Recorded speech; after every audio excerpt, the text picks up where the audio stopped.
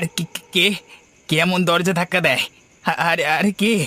আরে আরে আপনি কোথায় গেলেন? আপনার নামটাও তো জিজ্ঞাসা করা হয়নি। আপনি আসুন না, একবার দেখুন না কে দরজা ধাক্কা দিচ্ছে। তোর বাবা, কি কুক্ষণই যে এখানে এসে পৌঁছালাম। এখানে না থাকলে ভালো হতো। এখানকার হাবভাব খুব একটা ভালো ঠেকছে না আমার। যদি এখান থেকে বেরোতে পারতাম তাহলে খুবই ভালো হতো। দেবে, এখন না জানি সেই ভদ্রলোক কোথায় গেল। দূর বাবা, এখান থেকে যেতে পারলে বাঁচি। বাইরে এসো।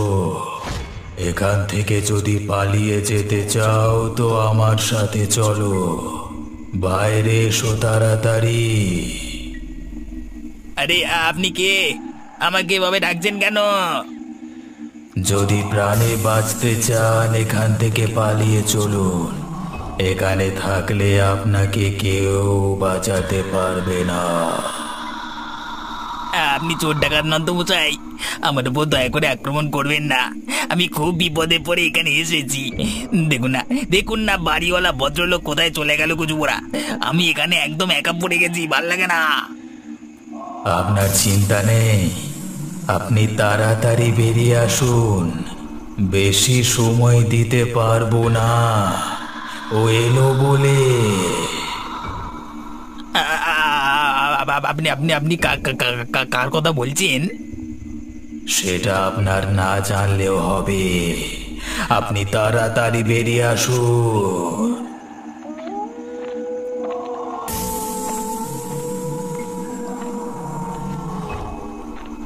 আপনি অত দূরে অন্ধকারের মধ্যে দাঁড়িয়ে আছেন কেন? বেশি প্রশ্ন করবেন না। আপনি আমার পেছু পেছু তাড়াতাড়ি আসুন। আমি আপনার ভালোর জন্যই বলছি। কিন্তু কিন্তু এর সঙ্গে কি যাওয়া ঠিক হচ্ছে? আমি লোকটাকে চিনি না, জানি না, লোকটার মুখটাও তো ভালোভাবে দেখা যাচ্ছে না। তাহলে আমার কি যাওয়া ঠিক হচ্ছে? মনে মনে অত কি ভাবছেন? না না না না, ভাবছি আপনি আপনি আমার কথা জানতে পারলেন কি করে? এই গ্রামে দূর থেকে কোনো পথিক এলে আমি সবার আগে তার কথা জানতে পারি। তার মানে? মানেটা আপনি একটু পরেই জানতে পারবেন। ব্যাস, আমরা চলে এসেছি। চলে এসেছি মানে? আমরা কোথায় এলাম? এটা তো একটা ঝিলের পার। এখানে তো কোনো থাকবার জায়গা নেই। তোর থাকবার জায়গা না থাকলে কি হবে? আমার তো আছে। মানে কি? আপনি কোথায় গেলেন? দয়া করে আমাকে নিয়ে যান। আমি এখানে একা থাকতে পারবো না। আমাকে দয়া করে উদ্ধার করুন এখান থেকে। এবার তোকে বাঁচাবে কে? আজকে অনেক দিন পর মানব রক্ত পান করব।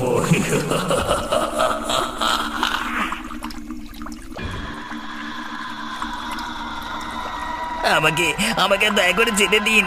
আমার তো কোনো দোষ নেই। আমি আমি আপনার কোনো ক্ষতি করিনি। না না না না।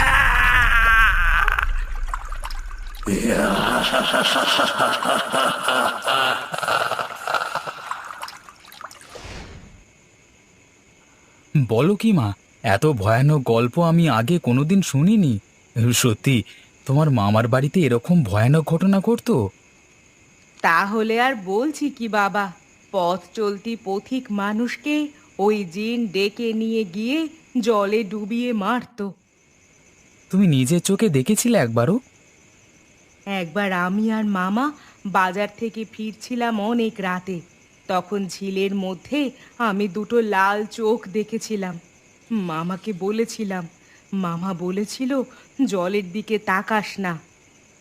সত্যি, এই লোডশেডিংয়ের সময় এরকম ভয়ানক গল্প শুনতে সত্যিই খুব ভালো লাগে। কিন্তু তোমার মামার বাড়ির লোকেরা এর বিরুদ্ধে কোনো ব্যবস্থা গ্রহণ করেনি? অনেক সাধু ফকির বাবা এসেছিলেন এই জিনকে জব্দ করবার জন্য, কিন্তু কেউই সেখানে টিকতে পারেননি। তাহলে তো গ্রামের মানুষেরা অনেক বিপদের মধ্যে থাকতো। গ্রামের মানুষেরা লক্ষ্য করেছিল যে এই জিন ঘর থেকে লোকেদের ডেকে নিয়ে গিয়ে পুকুরের জলে ডুবিয়ে মারে। দরজার ওপার থেকে ডাক দিলে তুমি যদি সাড়া দাও তাহলেই তোমার মৃত্যু অনিবার্য। না না, অনেক আপনজনও তো এসে ডাকতে পারি, তাই না? হ্যাঁ, তাই দরজায় ৩ ডাক না পড়লে ঘরের ভেতর থেকে কেউই সাড়া দিত না। এই নিয়মটা এখনো চলে আসছে। আচ্ছা, তোমার মামার বাড়ির কথা এখনো মনে পড়ে? ক বছর আগে গিয়েছিলে শেষ? আজ থেকে প্রায় ১০-১৫ বছর আগে গিয়েছিলাম। এখনো খুব মনে পড়ে আমার মামার বাড়ির কথা। তাহলে চলো না, শহরে তো এই সময় যখন তখন বিদ্যুৎ যাচ্ছে আর আসছে। এই সময় যদি আমরা গ্রাম থেকে কিছুটা সময় কাটিয়ে আসতে পারি তাহলে তো খুবই মজা হবে। কিন্তু আমার মামার বাড়ির লোকেরা কি আর বেঁচে আছে কে জানে। সমীর তো তখন ছোট ছিল, ও কি এখন গেলে আমাকে চিনতে পারবে? চলো না মা, তুমি ভয় পাচ্ছ কেন? যদি আমাদেরকে চিনতে না পারে তাহলে আমরা কোনো এক গ্রামবাসীর ঘরে একটা রাত কাটিয়ে বাড়ি ফিরে চলে আসব। ঠিক আছে, তবে তাই হোক। তাহলে কবে যাচ্ছি আমরা? চলো তাহলে কালকেই রওনা দেওয়া যাক। তুই দয়া করে ফিরে এসো, তোমাকে ছাড়া যে আমি এক মুহূর্ত থাকতে পারছি না। আমি যে কি করে বাকি জীবন কাটাবো। ফিরে এসো, তুমি দয়া করে ফিরে এসো। সুরজিৎ, তুমি আবার আজকে এখানে এসেছো? চলো, তোমাকে না বারণ করেছি রাতের বেলায় কবরস্থানে আসবে না। চলো আমার সাথে।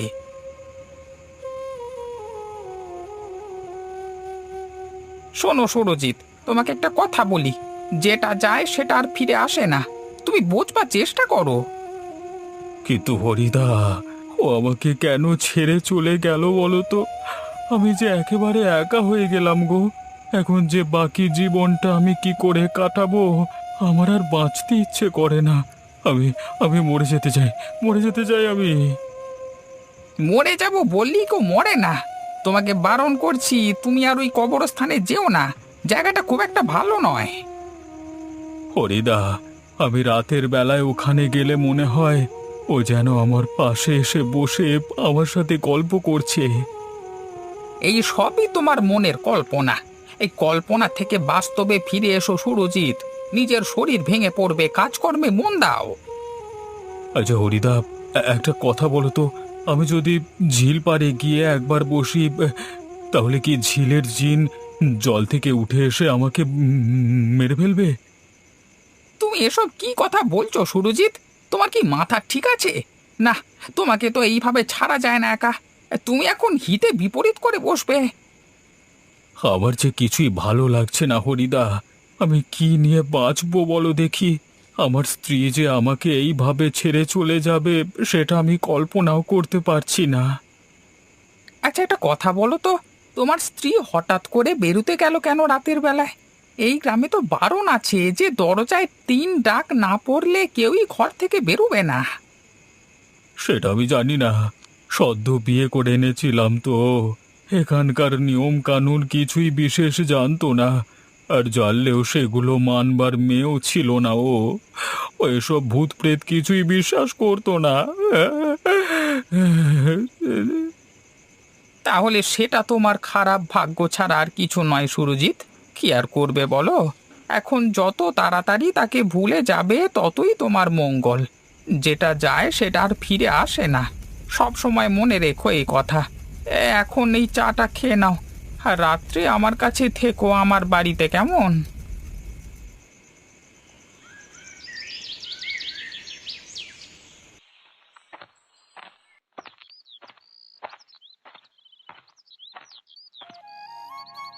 এই ছিল আমার মামার বাড়ি, কিন্তু এখন কি কেউ আছে? আচ্ছা দাঁড়াও, আমি একবার ডাক দিয়ে দেখি। ভেতরে কেউ আছেন? একবার বেরিয়ে আসুন না। ভেতরে কেউ কি আছেন? একবার বেরিয়ে আসুন।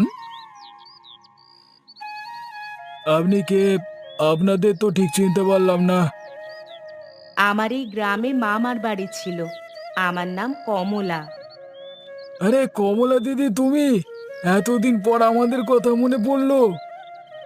কে, সমীর নাকি? আরে, আমি তোর কথাই এতক্ষণ মনে করে আসছিলাম। এটি কে তোমার পাশে? ও আমার ছেলে রাকেশ। বাবা রে বাবা, কত বড় হয়ে গেছে সব! আয় আয়, ভেতরে আয়, একটু বিশ্রাম নে।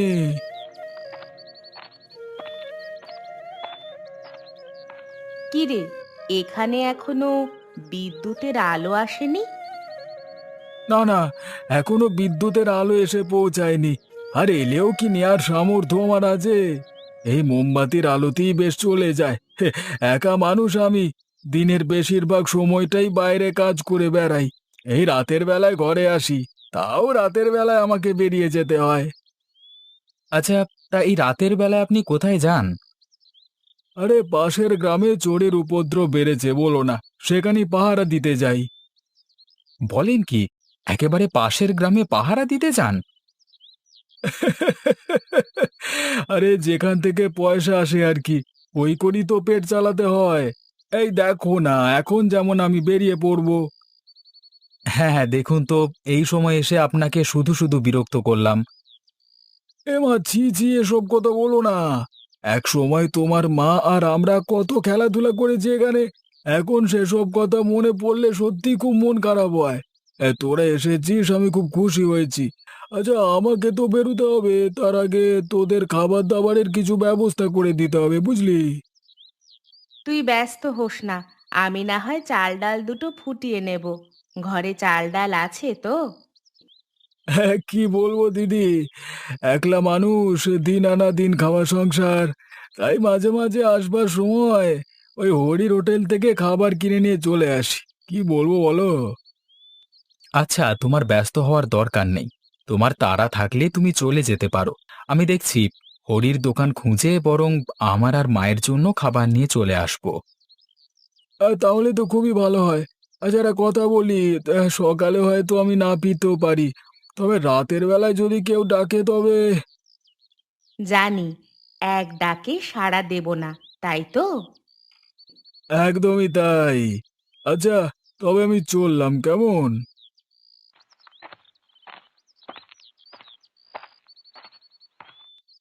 মা, তুমি বরং বসো, হ্যাঁ? আমি দেখি হরির হোটেলটা কোথায় আছে, সেখান থেকে আমাদের দুজনকার খাবার নিয়ে চলে আসি।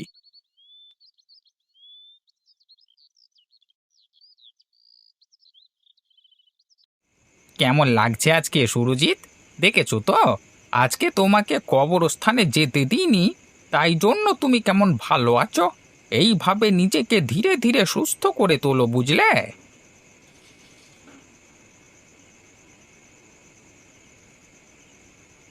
এটাই কি হরির হোটেল? আগে হ্যাঁ। তা আপনি কে? আপনাকে তো ঠিক চিনতে পারলাম না। নতুন এসেছেন নাকি? হ্যাঁ, আজকেই বেড়াতে বেড়াতে এলাম, একজনকার অতিথি হয়ে এসেছি। তা আপনার এখানে কি রাতের খাবার পাওয়া যাবে? হ্যাঁ, ডাল ভাত আর একটা সবজির তরকারি পাওয়া যাবে। আপনি কি নেবেন নাকি? হ্যাঁ, হ্যাঁ, নেব তো। 2 প্লেট মতো সমস্ত খাবার দিয়ে দিন তো আমাকে। আপনি কোথায় এসে উঠেছেন? সমীর দাদুর বাড়িতে। এখানে আমার মায়ের মামার বাড়ি ছিল। মায়ের মামার বাড়ি মানে? তোমার মায়ের নাম কি? আমার মায়ের নাম কমলা। আজকে মা আমাকে নিয়ে প্রায় 10-15 বছর পর এখানে এলো। ও, তুমি কমলার ছেলে? বাপ রে বাপ, তুমি কত বড় হয়ে গেছো! তা তোমার সমীর দাদু তো। হ্যাঁ, আমি সবটাই জানি। তাই জন্য আজকের রাতটুকু কাটিয়ে কালকেই চলে যাব। সেই রাতটা থাকবার মতো যেটুকু খাবার লাগে সেটুকু দিয়ে দিন। এই নাও বাবা, এটি তোমাদের দুজনকার ভালো মতো হয়ে যাবে। কত দেব আপনাকে? কিছুই লাগবে না, তোমরা আমার গ্রামের অতিথি, তোমাদের কাছ থেকে টাকা নিলে হয়? তোমরা বরং এসো, কেমন? ঠিক আছে, তবে আমি এখন এলাম। অনেক দূর থেকে এসেছি তো, খুব ক্লান্ত লাগছে। আচ্ছা, ওরা এসেছে বটে, তবে ওরা উঠেছে কোথায়? হয়তো অন্য কারোর ঘরে উঠেছে। সমীরের ঘর তো ভুতুরে বাড়ি হয়ে পড়ে আছে। ওই ছেলেটাও অকালে মারা গেল গো।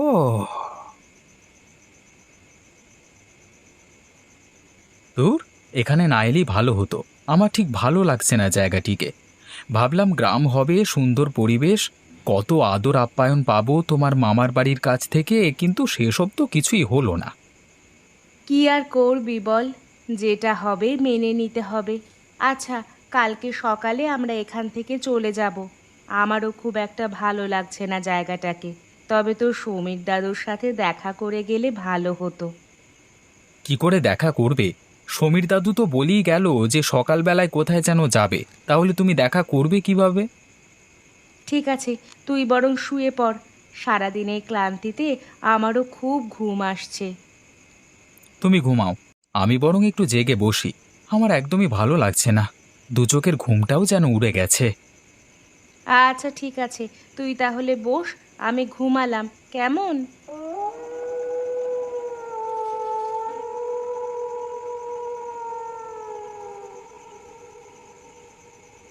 এসো, বাইরে এসো। তোমরা এখানে কি জন্য আছো? তাড়াতাড়ি বাইরে এসো। আরে, বাইরে থেকে কে যেন ডাকছে বলে মনে হচ্ছে। যাই তো, একবার গিয়ে দেখি।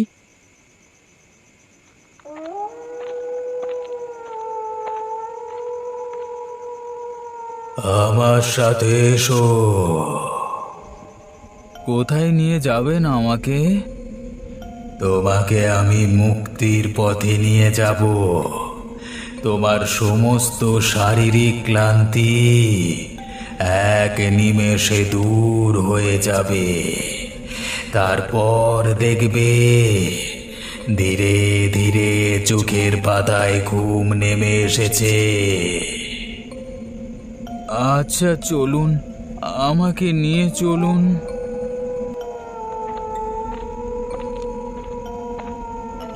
আপনি অন্ধকারের মধ্যে পথ দেখছেন কি করে?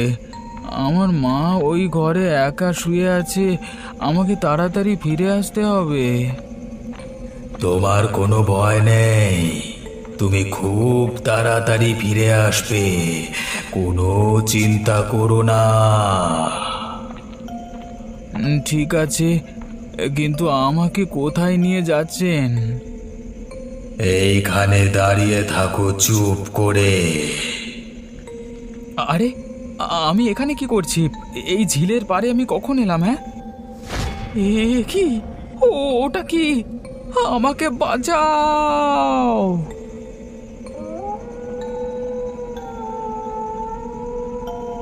এখানে কেউ আছেন? একবার তাড়াতাড়ি বেরিয়ে আসুন। এই শহর থেকে যারা এসেছেন থাকতে তারা কি এখানেই আছেন? এ কি, আপনারা কারা? আর আর রাকেশ কোথায় গেল? কোথায় গেল মানে? আমার দোকান থেকে খাবার নিয়ে রাকেশ ফেরেনি। ও হরিদা, তুমি? হ্যাঁ, রাকেশ ফিরেছিল তো, আমাকে ঘুমাতে বলল। তারপর সে নিজে কোথায় গেল? বুঝেছি। এই কমলা, তুমি আমাদের সাথে তাড়াতাড়ি এসো, না হলে তোমার ছেলের সমূহ বিপদ হয়ে যাবে।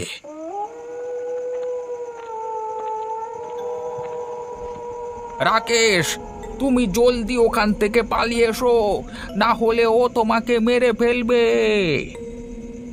এভাবে হবে না হরিদা, ওই জিন ওকে ছাড়বে না।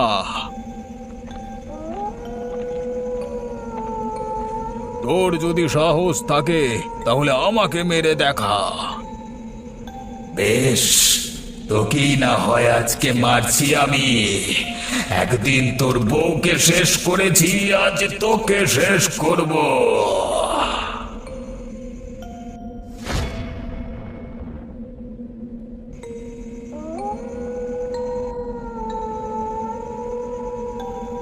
সুরজিৎ, তুই এ কি করলি? তুই শেষ পর্যন্ত তোর প্রাণটা দিয়ে দিলি।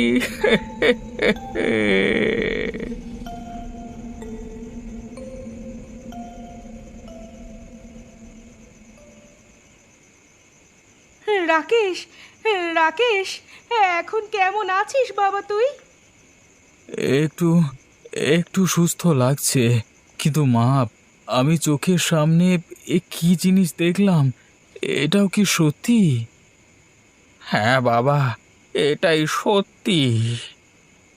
আমার জন্য এই নিরীহ লোকটার প্রাণ চলে গেল। আমি যে নিজেকে কিছুতেই ক্ষমা করতে পারবো না। এখন আমি কি করব? ওর মৃত্যুর জন্য তোমাকে নিজেকে দায়ী করবার কিছু নেই। সুরজিৎ এমনিতেই ভেতর থেকে বিধ্বস্ত ছিল। কেন, কি হয়েছিল ওর? ছেলেটা সবে বিয়ে করে নতুন বউ এনে তুলেছিল ঘরে, কিন্তু তার বউ এখানকার নিয়ম কানুন কিছুই জানতো না। তাই দরজায় 3 ডাক দেওয়ার আগেই তার বউ ঘরের দরজা খুলে ফেলে। তারপর ওই ঝিলের জিন তাকে ঝিলে নিয়ে গিয়ে ডুবিয়ে মারে। এই ভুলটা আমিও করেছিলাম। আমিও একবার ডাকতেই ঘরের দরজা খুলে ফেলি। তারপরের কথা আমার কিছুই মনে নেই। শুধু একটা লোককে আমার সামনে দেখেছিলাম। তারপর তারপর আমার যখন হুঁশ ফিরল তখন দেখলাম যে আমি ঝিল পাড়ে দাঁড়িয়ে আছি। এরকমটাই হয়। আজ পর্যন্ত কেউ ওই জিনের হাত থেকে বাঁচতে পারেনি।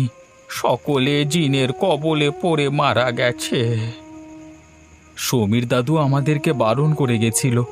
আমার একটা ছোট্ট ভুলের জন্য আজকে এত বড় বিপদ হয়ে গেল। ওই লোকটা আপনাদের দোকানে বসতো। দাঁড়াও দাঁড়াও, তুমি কি বললে? কে বলে গেছিল তোমাদের সাবধানে থাকতে? সমীর দাদু নিজে। সমীরকে তোমরা পেলে কোথায়? কেন, সমীর তো রাতের বেলা বেরিয়ে গেল পাশের গ্রামে পাহারা দেওয়ার জন্য। হায় রে হায়, এ কি শুনছি আমি! ঠিক এই সন্দেহটা আমিও করেছিলাম যে তোমরা এসে উঠেছো কোথায়।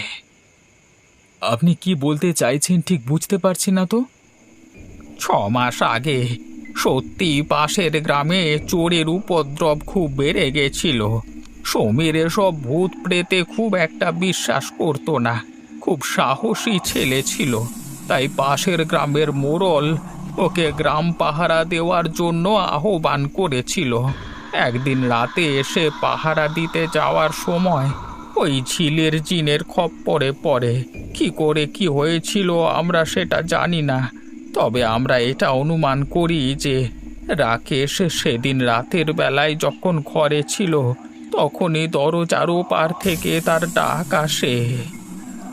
তারপর সেই ডাকে সাড়া দিয়ে মোহগ্রস্তের মতো সেই ঝিল পাড়ে এসে দাঁড়ায়, আর তারপর সেই জিন তাকে। একদমই তাই। পরের দিন তার মৃতদেহ ঝিলের মধ্যে আমরা ভাসতে দেখেছিলাম। আমরা এটা অনুমান করেছিলাম যে সমীর জিনের খপ্পরে পড়েও লড়াই করতে ছাড়েনি।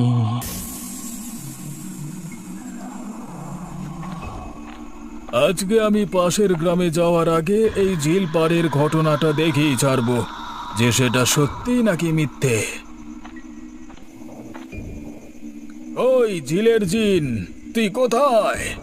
এতদিন নিরীহ লোকজনদের পেয়ে তাদের দরজার ওপার থেকে ডেকে এনে এখানে ডুবিয়ে মেরেছিস। আমার মাকেও তুই ছাড়িসনি। আজ তোর ক্ষমতা থাকলে আমার মুখোমুখি হয়ে দেখা, দেখি তোর কত সাহস।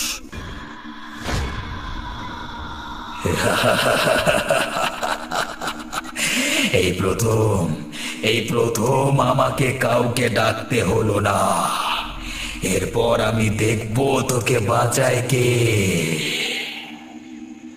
আয় দেখি তোর কত ক্ষমতা, আমার সঙ্গে লড়াই করে দেখা।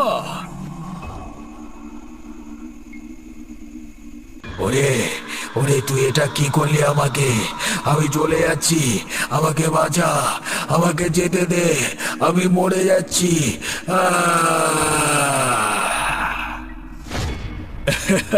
এই ঝিলের জিন চিরতরে শেষ হলো। এরপর থেকে আর গ্রামবাসীদের দরজায় 3 ডাক দিলে বাইরে বেরোতে হবে না। এখন থেকে সবাই মুক্ত।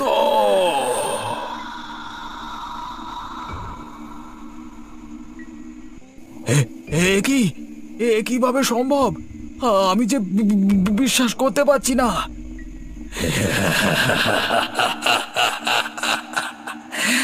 আমাকে মারা এত সহজ নয়। আজ আমি তোকে মেরে তোর দেহের মধ্যে বসবাস করব।